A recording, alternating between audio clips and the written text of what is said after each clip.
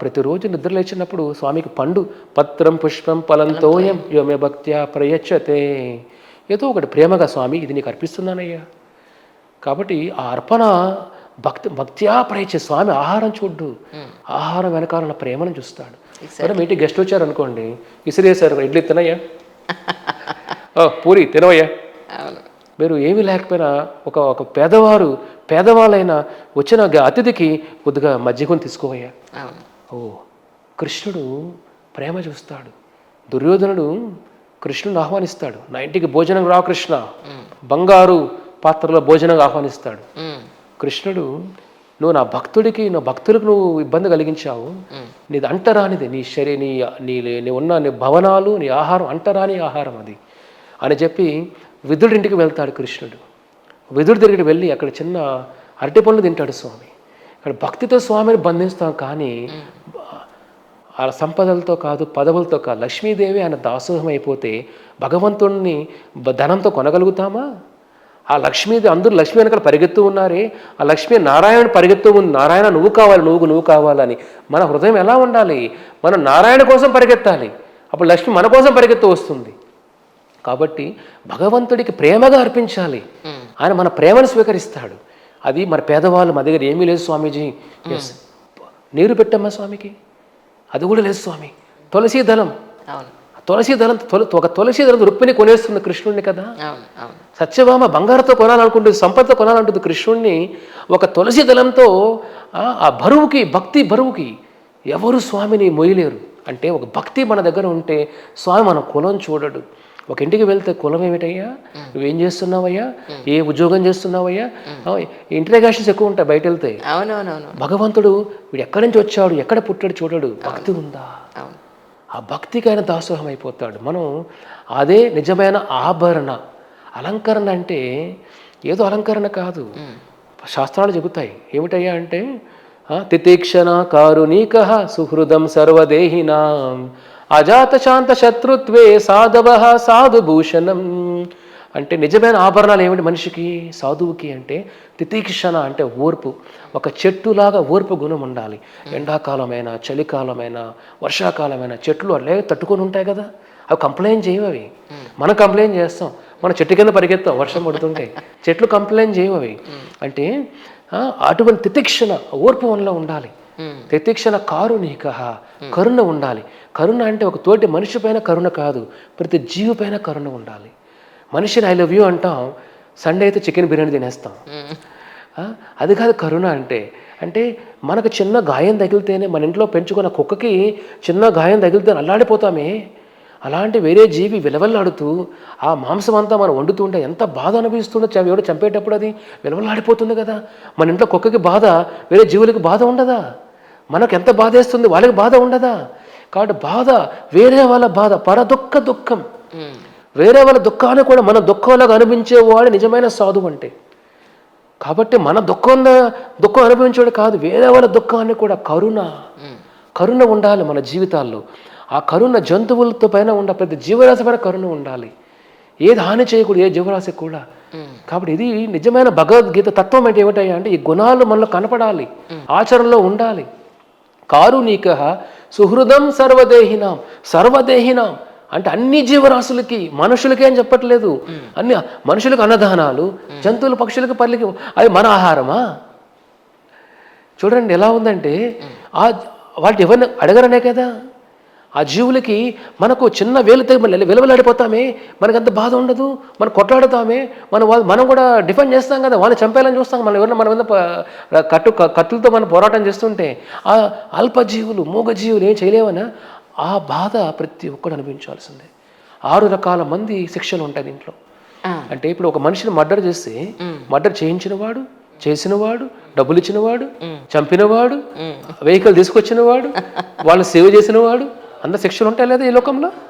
యమధర్మరాజు దృష్టిలో ఏమిటయ్యా అంటే ఏ జీవినైతే మనం చంపబడుతుందో ఆ జీవిని చంపించినవాడు, జీవిని చంపినవాడు, అదే కోసినవాడు, జీవిని శరీరాన్ని అమ్మినవాడు, కొన్నవాడు, వంట చేసినవాడు, వడ్డించినవాడు, భుజించినవాడు, అంటే మన మర్డర్ జరిగితే ఎలాగైతే ఉంటుంది ఇక్కడ సేమ్ యమధర్మరాజులో కూడా అందరికీ రోల్ ప్లే అంటాం, ప్రతి ఒక్కరి రోల్ ఉంటుంది. అంటే కరుణ అనేది అది భగవంతుల కరుణ. అందుకే బైబిల్లో కానీ ఖురాన్లో కానీ భగవద్గీతలో కానీ సమిష్టి జీవరాశుల్ని అది భగవంతు సృష్టిలోని భాగాలు ఆ కర్మ రూపేణ ఆ దేహాన్ని తీసుకున్నాయి. అవి మనిషి ఈ శరీర మానవ జన్మ అంటే ఏమిటి? బహునాం జన్మ నామంతే, కోట్ల జన్మల తర్వాత వచ్చే దుర్లభ విలువైన శరీరం ఇది. కొంత విలువైన డైమండ్ అంటే కోహినూర్ డైమండ్ అంటే అందరూ కొనగలుగుతామా? కొనలేం. అంటే కొన్ని అనంత కోటి జీవరాశుల్లో ఈ మానవ దేహం చాలా విలువైన దేహం. అలాంటి దేహం మనకు వచ్చిందంటే అవన్నీ కర్మాను రూపేణ అవి జంతు శరీరం తీసుకున్న, పక్షుల శరీరం తీసుకుని ఉంటాయి. అవి కర్మను అనుభవిస్తున్నాయి. వాటిపైన మనకు కరుణ ఉండాలి. జైల్లో ఉన్నప్పుడు కరుణ ఉండాలా కదా? కరెక్ట్. వాటిపైన మనం కసి చూపించకూడదు, కరుణ ఉండాలి. కాబట్టి మనకు ఒక బిగ్ బ్రదర్ లాగా సమాజంలో మనిషి అనేవాడు అన్ని జీవరాశులను కాపాడే ఒక శక్తి మనకుంది. ఇవాళ చూసామంటే మన వల్ల సృష్టి నాశనం అయిపోతుంది.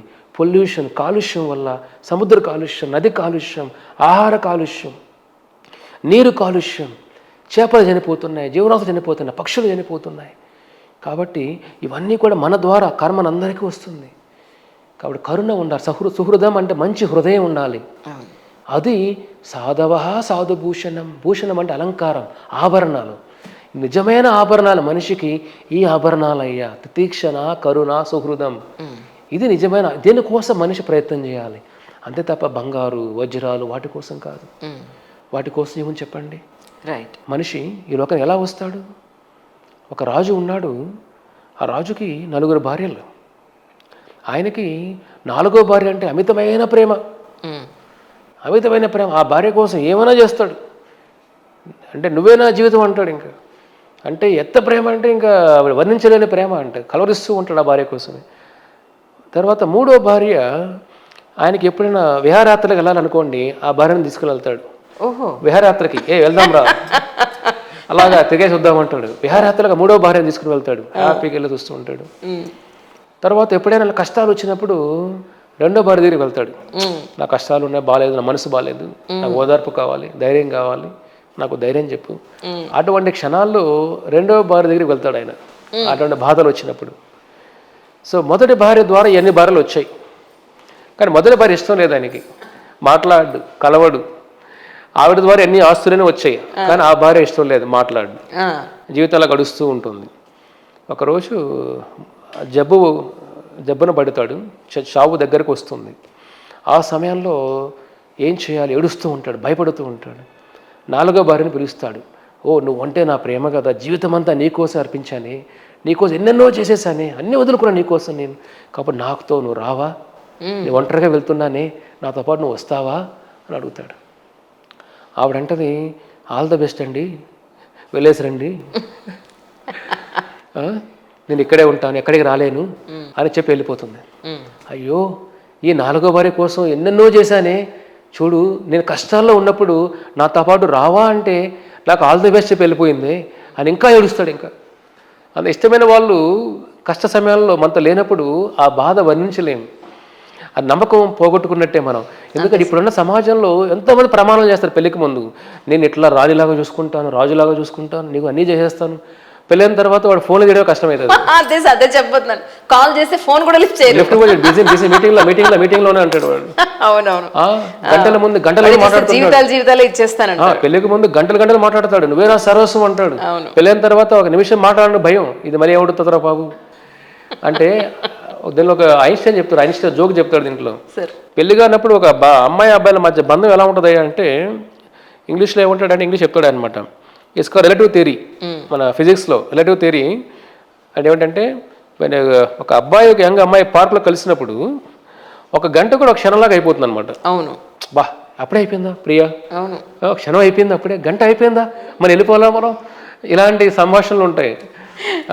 పెళ్ళైన తర్వాత 1 క్షణం కూడా గంట అవుతుందంట. అయ్యో చాలాసేపు మాట్లాడామే అండ్ 1 క్షణం కూడా గంటలాగా అయిపోతుంది పెళ్ళైన తర్వాత.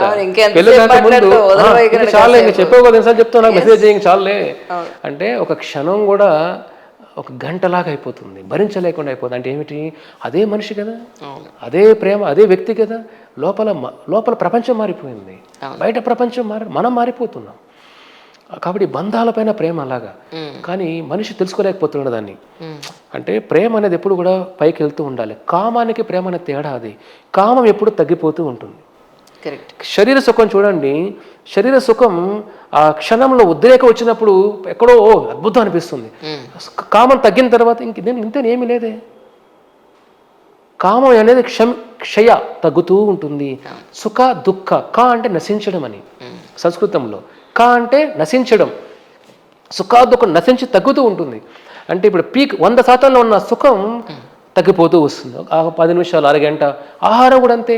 ఆహారం రెస్టారెంట్కి వెళ్ళినప్పుడు అన్ని తినాలనిపిస్తుంది. అరగంట తర్వాత అబ్బా చాలా నా వల్లగా నాకేం వద్దురా బాబు, వాడు వెయిటర్ తినని సార్ కొద్దిగా వద్దురా బాబు, వదిలేరా బాబు అంటాం. అంటే ఏమిటి, తగ్గిపోతూ వస్తుంది.